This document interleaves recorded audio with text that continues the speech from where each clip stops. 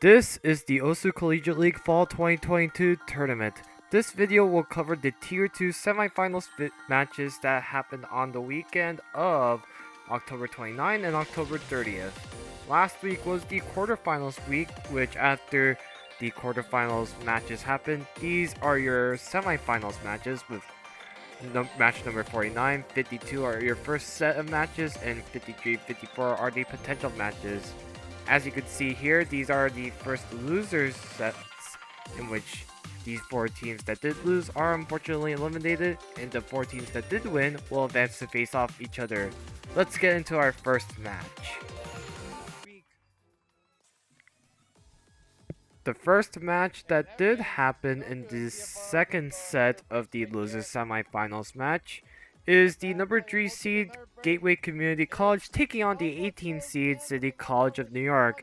This was a pretty interesting match that went back and forth, and with both teams used their timeouts for this last regular map before a tiebreaker. This was a map that ZFR was sight reading since she just did downloaded the map, but the sight read buff is proven to be real as Gateway Community College narrowly takes down City College of New York by a score of 6-4 to advance to finals week.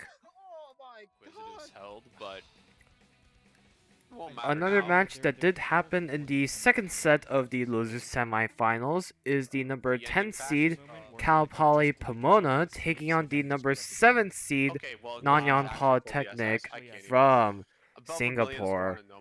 Now, prior to this match, Cal Poly Pomona did win against Calgary's B team via tiebreaker, and Nanyang Polytechnic 1 hour and 30 minutes before this match played their first match against Purdue University's A team, the 17th seed, and Nanyang would beat Purdue University by a score of 6-1. Inquisitives really stepped up after that loss against Cal Berkeley, as they would decimate Purdue by a score of 6-1, and they started where they left off against Cal Poly Pomona. Now, while Cal Poly Pomona did give in their best efforts to try to take down Nanyang, it wasn't enough, as Cal Poly could only score 2 points, as Nanyang would defeat Cal Poly Pomona by the score of 6-2 to advance into the losers finals week. And another match I would like to quickly highlight is our first winners semifinals match between the number 2 seed University of California Berkeley's A team taking on the number 14 seed Université de Caen from France.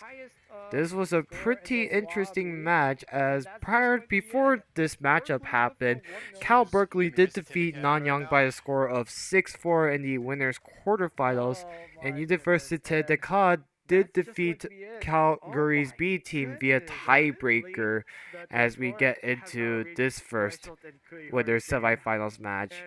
Now, in this match, University of California Berkeley's A team manages to get the first 3 points thanks to an interesting lineup of Zurium and Estelurite, which Estelurite really showed her late game ability to help Berkeley take the first 3 points. Now, after Berkeley got the first 3 points, Université de Caen manages to get their first point of the match, but it was back and forth, as Cal Berkeley, after it was 3-1, manages to get the next point, and it was back and forth for the next 4 maps after it was 3-0, as before you know it, it was 5-2 University of California Berkeley with match point in sight. They did have an opportunity to take their match point on this map, but it was the late game comeback from Université de Caen in this map that was manageable for the blue team to take their 3rd point, but the comeback will unfortunately fail, as Berkeley will advance into the winners finals by the score of 6-3. After the match, I spoke with Azurium and Estelurite about their thoughts about this match. Um, All right. It was definitely a spicy match. There were a lot of close picks, but overall we pulled through, and I'm very glad. Yeah, I'm just happy we were able to get the win today. this question is for Estelle, right? Before this match, I remembered I did talk to you about your role and how like in like the first three matches you were only been utilized for like 3 to 5 maps for the first three matches. Today you played just as much maps as your first three maps for your first three matches. Has the late game stage always have like benefit you to like really stand out for your team, and was that and because I think it was like a huge contributor as to how Berkeley was able to defeat University of Dakar today. But I just want to hear your thoughts about your performance. Yeah, I think definitely like I prefer playing later stage maps. And like last time I played OCL, I also kind of shined more at the end. Um, but I'm just glad to be able to help out my team where I can. And this week around, I think like I was just um actually before the past previous few matches, I had been fiddling with my setup and wasn't super confident about my gameplay, but this week I just decided, time to pull through, time to just try my best on everything. This question is for Azurium. Typically, on the 18, you would provide like such huge performances, but I think I can kind of attest to you when it was definitely somewhat of a off week. Has it just been like tournament burnout and just like fatigue from like or just trying to get adjusted into like the late stage again that was the reason of your performance today? Yeah, I definitely do think it was like a very off week. Like objectively, it was probably the worst I played in the tourney. But I know like Reichelt was also having some issues as well. So I mean, I feel like like off weeks do happen, right? And I feel like it can affect everyone, and sometimes you just can't control that. For me, like college has just been getting like really busy, and I haven't really had time to practice too much. But I think that hopefully like next week and the week after will be a lot better now that we're in finals now, so you got to tighten up a little bit. Okay, last question. So for you, Azurium, you've been here in this stage before. Um, And Estelle, right? This is your first time being in the stage, and no matter what, you will be finishing in top three for the first time in your OCL tenure. Just want to get your thoughts of especially finishing in like top three. How does it feel knowing that like you guys will go away with at least some sort of prize incentive? I mean, I think that's pretty cool. I mean, I know like RS does a really great job on the banners, and I really love the banners that they put out for OCL. So I'm looking forward to getting another one of those. In terms of like the match next week, it would be cool to face Waterloo again. But they are facing a pretty tough team in Washington. So I know like I'll be like excitedly watching that match later today. I don't know if the celery has any thoughts as well. Yeah, I'm definitely really excited and happy to be part of this team. We worked really hard, I think, and I'm so glad our hard work paid off, even though we all had our downtimes, but in the end we pulled through. And um yeah, I'm really excited to have something to finally show for like the tourney experience I've been doing. Um just really happy. Why? Is it better than the last time I commentated with Gateway Yes. versus Red? It's Yes. because I was using earbuds, like my wireless earbuds, and I found out it's like really bad. So I'm trying to like use it, and I literally recorded it on my phone yet last night and posted on Twitter. I was like, wait a minute, that sounds so much better. At least Yeah. somewhat like my headphone quality. So I was just like, maybe I could use this instead. Nice. The first 6 maps for each team has went back and forth 3 times as Waterloo and Washington got the first 3 points each to make it 3-3. Let's see how did that happen. It's just going to mean that Washington will be able to take their first point. Oh my goodness. We are now halfway into the map, but not one person has break. And just like I say, Hyani will take the first break. Oh my goodness, now this is going to be interesting. Waterloo still holding on to their double FCs right now, but breaking at the same time.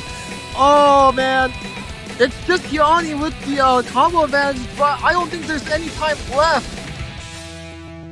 And that's just going to be it. Washington having really good combos from Army Fan and Hyani, but Army Fan will find another break. But Daniel Q will trade back, but Hyani will also break. Now the advantage goes to my limit now, and Hyani and Army Fan with another team reset. This is not looking super good for Washington right now, as the lead is going to skyrocket over to Washington. Waterloo will be able to take their first point from their own pick, and that's just going to be it. Oh my goodness, when you see it! Oh my gosh! Oh! Last key ice section right there. And Washington now having a 100k point lead. I just think the writing's just on the wall. I don't think Waterloo will be able to take this point back, as Washington really tried to extend that lead as much as they could. Hyani with a chain of break. Army Fan will break. Oh my goodness, the lead is decreasing really fast. Off of Army Fan. Everybody's breaking except to my limit. Can Waterloo take their third point of this match? No, they will not. Oh my goodness. Connected.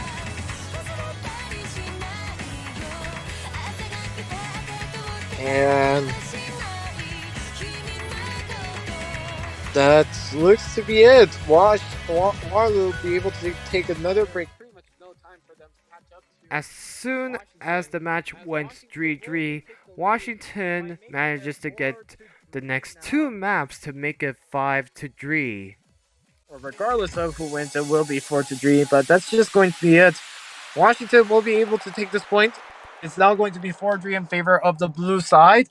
Army Fan probably saw the leaderboard and just was like, I just don't think it's going to be enough for Waterloo, as Washington was just really closing in on taking their first point on their second point of this match from their own pick, and that's just going to be it. Washington one map away from a With the 5-3 score, Waterloo is now up to try to manage to make a comeback to force a tiebreaker against Washington. Is that possible?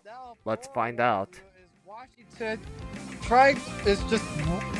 will have their last pick left in this match. Waterloo, University of Washington, as they will avoid a tiebreaker, as they did win on the first double time map, double time 4 I believe, but then they lost on double time 1, but now they won on double time 3. With this victory, University of Washington will be moving up to the winners finals against University of California Berkeley's A team. After the match, I spoke with RME Fan about his thoughts about the match. It was pretty nerve-wracking. Like, I think most score lines were within like 100 or 150k points, which is about what I expected. Because we've been getting around the same scores for like every map in every round so far.